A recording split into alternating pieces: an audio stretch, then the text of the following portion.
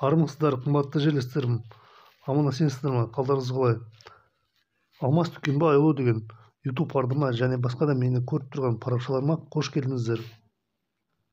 Бүгінгі бейнероликтерде мен сіздерге медициналық микросферлардан жасалған артрейд емдік іш киімдерін және басқа да тауарлардың ағзамызға, денсаулығымызға қаншалықты пайдалы екендігін айтамын. Олай болса кеттік. Жайғасып отырыңыздар, көрініс жақсы болсын. Микросфера дегеніміз бұл ортасы қуыс арнайы натрий буры силикатты шыны шариктер. Сырты органикалық сілтілі кремниймен қапталған. Барлығы органикалық сілтілі материалдардан жасалған. Гипоаллергенді өнім.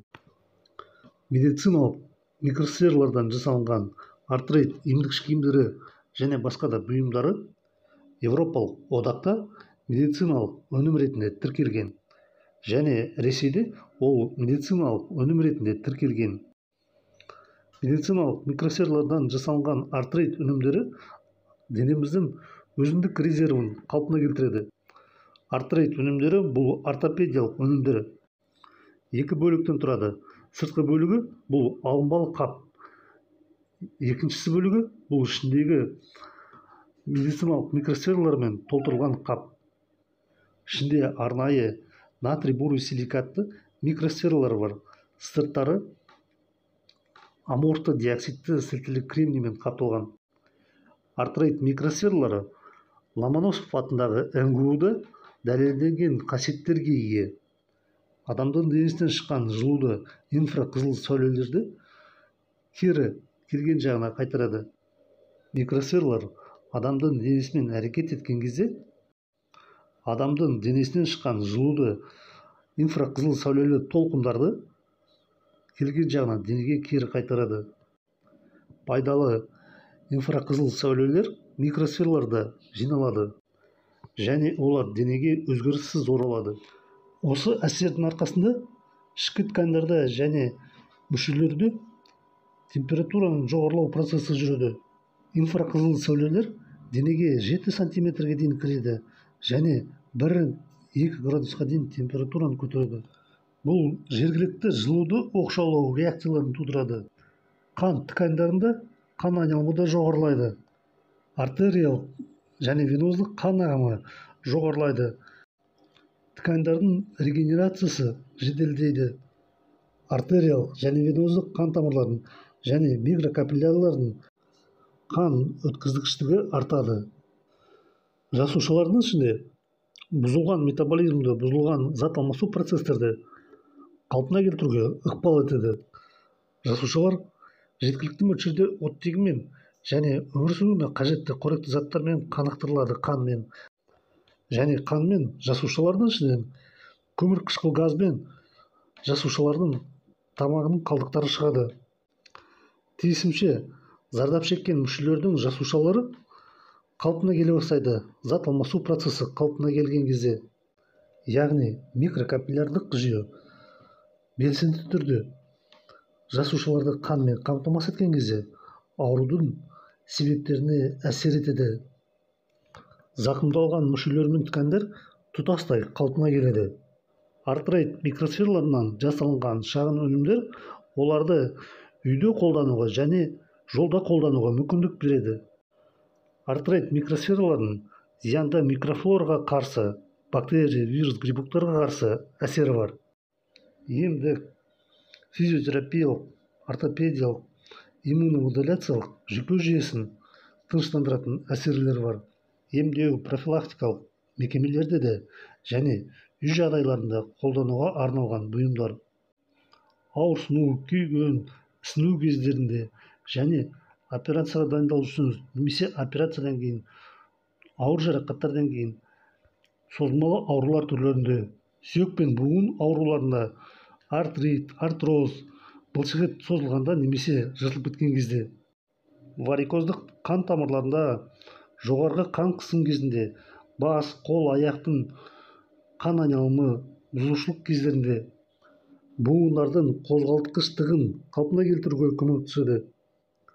Артрейд өнімдерін ауруларды алдын алу үшін және емдеу кезінде емдік препараттардың немесе биологиялық препараттардың емдік күшін толықтыру үшін, күшейту үшін және оңалту кезінде қолдану қажет.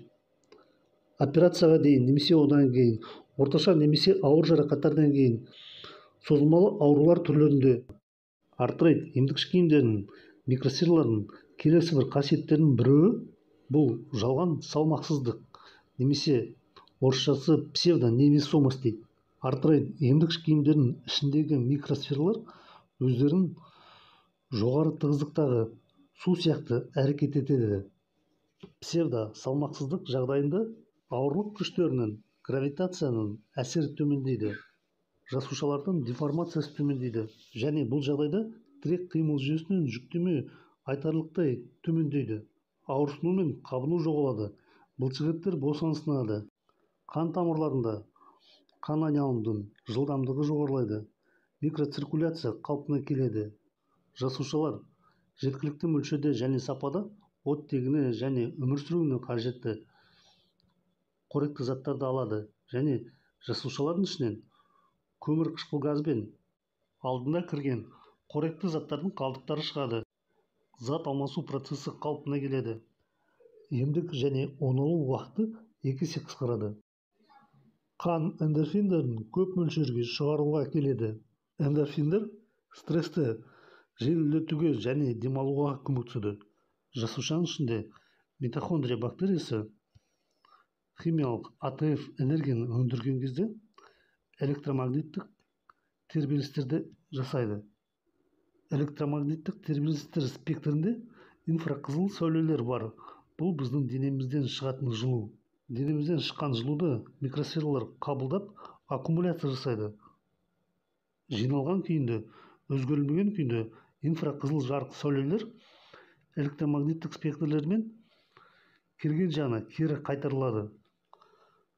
Инфрақызыл жарық сәулелер өзгерілмеген күйінде денемізге кері қайтарылған кезде денемізде 1 немесе 2 градусқа температура көтеріледі.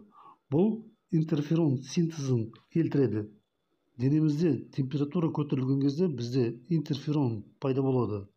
Ал интерферон деген бұл өзіміздің иммунитетіміздің көмекшісі, вирустардың жоюшысы. Сондықтан микросфералардан жасалған артрит емдік киімдері бұл вирустарға қарсы аурулардан алдын алушысы. Жастарға болсын, үлкен адамдарға болсын. Әсіресе қазір суық түскен кезде микросфералардың молекулалары теріс минус зарядпен орналасқан. Барлықтарыңыз физика заңдылықтарын білетін шығарсыз деп ойлаймын. Ұмытып қалған болсаңыздар ойларыңызға түсіріп кетемін. Егер де бір полярлы зарядталынған молекулалар бір-бірлеріне жақындаса, онда олар бір-бірлерінен итеріледі, алыстайды. Егер де екі теріс зарядталынған молекулалар бір-бірлеріне жақындаса, онда олар бір-бірлерінен итеріліп алыстап кетеді. Керісінше, егер де екі түрлі полярлы зарядталынған молекулалар бір-бірлеріне жақындаса, онда олар бір-бірлеріне жабысып қалады. Мысалы, егер де плюспен зарядталынған және минуспен зарядталынған молекулалар бір-бірлерімен жақындық болса, онда олар бір-бірлеріне жабысып қалады. Магнит темірге жабысқандай. Артрит микросфераларда осындай принциппен жұмыс істейді. Артрит микросфералармен ұзақ мерзімде қолданған кезде қан жүйесінен, лимфа жүйесінен, жасуша аралықтарынан тері арқылы токсиндер шығып, ағза тазарылады. Артрит микросфералардың емдік қасиетін түсіну үшін мен сіздерге қан жүйесінің, лимфа жүйесінің және жасуша аралығындағы сұйықтықтардың қалай жұмыс істейтіндігін айтып түсіндіріп кетемін. Мысалы, қан жүйесін алатын болсақ, қан жүйесі қан тамырларынан және микрокапиллярдан тұрады.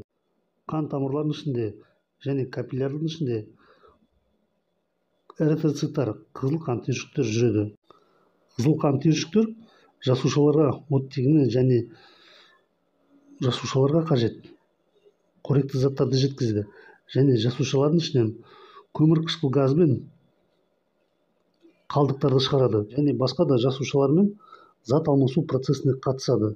Эритроциттерді, қызыл қан түйіршіктерді жүргізіп тұратын теріс зарядпен орналасқан молекулалар. Жасуша аралығындағы сұйықтықтардың құрамында да теріс зарядпен орналасқан молекулалар бар.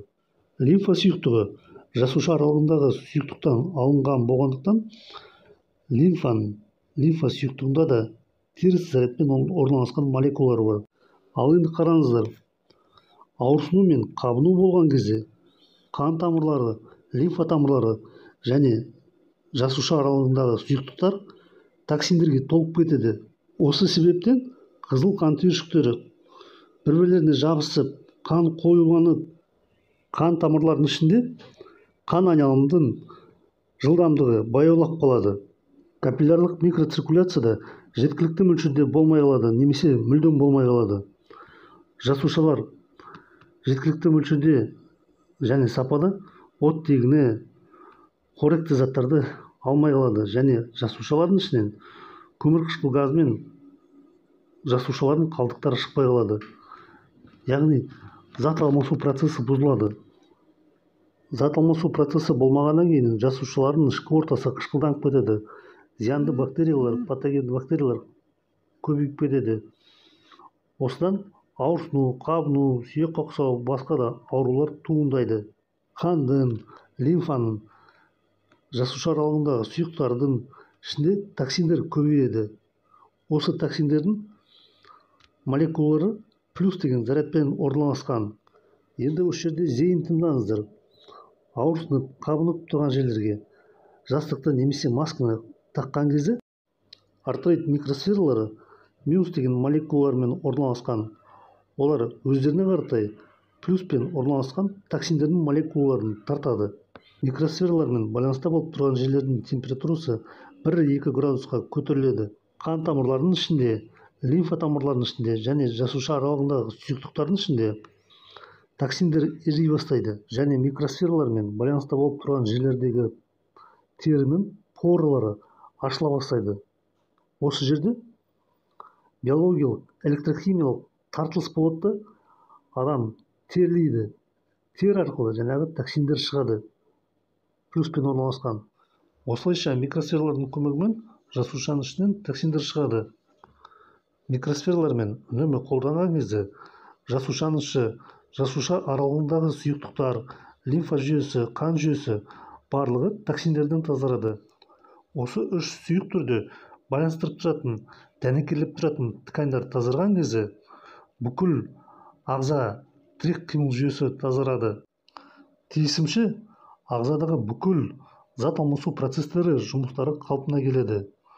Нәтижесінде ауырған адамдар болса сауығып кетеді. Бұл процесс автокөліктің аккумуляторын зарядкілеумен бірдей.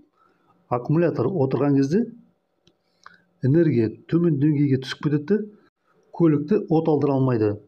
Аккумулятор отырып қалу себебі ол аккумулятор банкалардың ішінде судың деңгейі көбейіп кету. Осы себептен аккумулятордың ішіндегі қорғасын пластиналарға қорғасын тұздары отыра бастайды. Темір коррозия процесіне ұшырағандай. Аккумулятордағы қорғасын пластиналары көп мөлшерінде, көлемінде қорғасын тұздарымен қапталып қалса, бұл аккумуляторды отыруына әкеледі. Аккумулятордың энергиясын, қуатын көбейту үшін зарядкілеу процесін жасайды. Банкалардың ішінде электролиттің деңгейі төмен болса, электролитін толықтырады да тоққа қосады.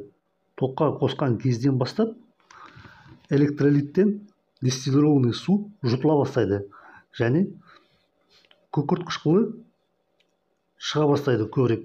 Аккумулятор тоққа қосылып зарядкілеу кезінде шыққан күкірт қышқылдар қорғасын пластиналарындағы қорғасын тұздарды эрозияға ұшыратады. Біраз уақыттан кейін қорғасын пластиналар күкірт қышқылдарының көмегімен тазарады. Тазарылған қорғасын пластиналар күкірт қышқылдарымен толықтай байланысып, аккумуляторды зарядкілеу процесіне кіріседі.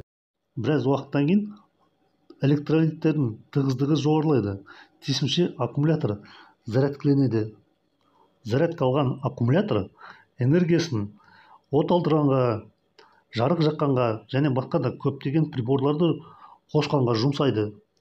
Тура осы сияқты сау жасушалардың ішіндегі митохондрияларда химиялық АТФ энергияны өндіреді, және өндірген энергиясын жасушалар арасында зат алмасу процесіне жұмсайды. Сондықтан, қымбатты жерлестерім, ауырып сырқаттанып жүрсеңіздер, микросфералардан жасалынған артрейд емдік киімдерін алыңыздар. Артрейд бұл сіздің жеке үй дәрігерлеріңіз. Олар сізді емдеп, оңалтып, дәрі-дәрмектердің қажеттілігін азайтады және ай сайын дәрі-дәрмектерді сатып алудан ақшаңызды үнемдейді, кем дегенде 50%-ға дейін. Бірлес аласыз, отбасыңызбен өмір бойы қолданасыздар. Сізде аяғыңызға не болды? Содан кейін Мен аяғым кейінгі кезде мына ауырып жүреді. Мына деңіз. осы февраль айынан бастап. Мына күндіз де түнде де мына тізем шаншып ауырады. Түнде әсіресе былай қозғалсам ауыратын. Диагноз қандай дәрігерлер қойды? Артрит жағын қайдан білейін, мен дәрігерге барғаным жоқ оны. Мен жасым 91-де ғой, жүре алмаймын, сосын бармаймын. Маған лечениенің керегі жоқ уже, картизм. Содан осы Алмастың мына повязкасын салып ұйықтап едім, сонан бері жақсы аяғым, түнде ауырмайды. Неше күн ұйықтадыңыз повязкамен? Сол мына жақсы ұйықтадым. Ауырғаны қойды, Ана былай қозғалғанда ауырмайды. Бұрынғыдай. Сосын ана жылы болып қыздырады, сол терлегенім дұрыс қой деймін. Аяғым шымыр сиретіп терлеп, жаныма жақсы тиіп тұр. Мынау повязка жақсы болды маған. Сондай түнде ұйықтауыма, тыныш ұйықтауыма жақсы болды. Жақсы. Бұны апа бар ғой, енді бұны деймін, бұны құлағыңызға тоже тақасаңыз, құлағыңыз есту қабілеті жақсарады тоже. Ола құлағымнан гөрі мына аяғым жанды жерім. Кішкене аяғыңыз қойғаннан кейін құлағыңызға, көзіңізге тартыңыз. Сонда ол жерде де қан айналымы жақсарады да. Сол қан айналымы жақсарғаннан кейін құлақ та, көз де жақсы жұмыс істей бастайды. Құлағымнан бұрын мына аяғыма жақсы болды. Осы кешеден бері жақсы аяғым. Шипа болсын, апа. Рахмет сізге. Аяғымнан тастырмаймын мен осыды. Достар, егер де сіздерде де зейнелап анты сияқты ауырсыну, қабыну, сүйектің қақсауы мазаласа, өз-өздеріңізді нашар сезінсеңіздер, ұйқыларыңыз тыныш болмаса, дәрі-дәрмектердің қажеттілігін азайтып, немесе олардан мүлдем бас тартқыңыз келсе, жұмсақ әрі дұрыс ем алып, тез оңалып кеткіңіз келе ме? Онда бізге хабарласыңыз. Осы TikTok профильде номер астында тіркеліп тұрады. Ал мені басқа парақшалардан көріп тұрсаңыздар, онда осы роликтің астында номер тіркеліп тұрады. Достар, егер де сіздер пайдалы ақпарат бар осындай бейнероликтерді көргілеріңіз келсе, онда бізге шабыт, ынта беріңіздер, бізді қолдаңыздар. Сіздерге қажетті біздің товар немесе қызметті алыңыздар. Қымбатты жерлестерім, бұл медициналық микросфералардан жасалынған емдік киімдер мен және басқа да артрейд өнімдерінің көптеген нәтижелерінің біреуі. Микросфераларға қатысты толық ақпаратты білгілеріңіз келсе, интернетті зерттеңіздер, немесе менің Алмас Дүкенбайұлы деген YouTube арнамда плейлист бар, микросфера деген. Сонда кіріп, роликтерді көріңіздер. Достар, егер де сіздерге осы бейнеролик пайдалы болса, онда жақындарыңызға, туыстарыңызға, таныстарыңызға, жолдастарыңызға таратып жіберіңіздер. Мүмкін біреуге қажет болады. Аймай лайктарыңызды қойыңыздар. Және Алмас Дүкенбайұлы деген менің YouTube арнама және басқа да мені көріп тұрған парақшаларыма жазылыңыздар. Және сіздерге қажет товарды немесе қызмет түрлерін бізден алып қолданыңыздар. Сіздерден түскен табыстың бір бөлігі жаңа Қазақстанның, халқымыздың экономикалық жағдайын көтеретін халықтық экономикалық инфрақұрылымдың құрылысына жұмсалынады. Сондықтан, қымбатты жерлестерім, бізден сіздерге қажет товар немесе қызмет болса, бізді қолданыңыздар. Барлығымыз саналы, сапалы, әдемі өмір сүруге лайықтымыз. Экономикаға қатысты әңгімелерді келесі бір ыңғай келгенде бір бейнероликтерде айтамын. Ал енді, қымбатты жерлестерім, аман болайық, сау болайық, бақытты болашағымызды бірге құрайық.